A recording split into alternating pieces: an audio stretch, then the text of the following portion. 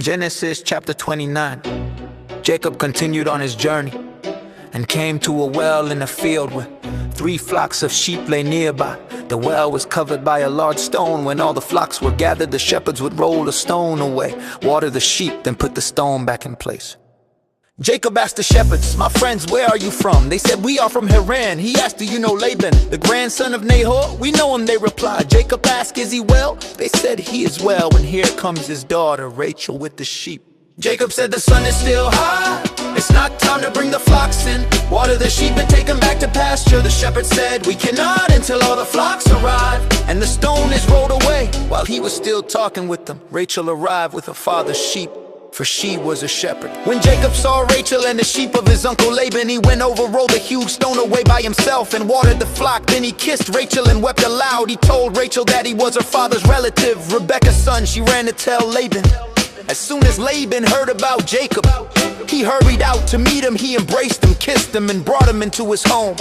Jacob stayed with him for a month. Then Laban said, "Just because you are my relative, should you work for me for nothing? Tell me your wages." Laban had 2 daughters. The older was Leah, whose eyes were delicate, and the younger was Rachel, who was beautiful in form and face. Jacob loved Rachel and said, "I will work for you 7 years in return for Rachel."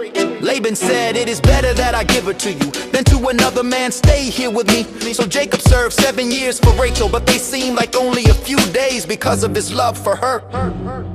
Then Jacob said, "Give me my wife, my time is completed and I want to marry her." Laban held a feast for the people, but that night he took his daughter Leah and brought her to Jacob, and Jacob spent the night with her. Laban also gave Leah his servant Zilpah. When morning came, there was Leah. Jacob said to Laban, "What is this you have done?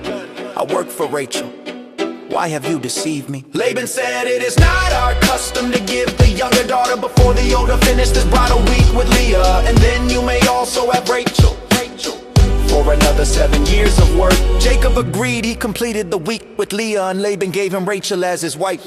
Laban gave Rachel his servant Bilhah. Jacob loved Rachel more than Leah and worked for Laban another 7 years. When the Lord saw that Leah was unloved, he opened her womb, but Rachel was barren. Leah conceived and bore a son.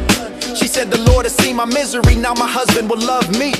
She named him Reuben. She conceived again and said, "The Lord has heard I am not loved, so he has given me the son also."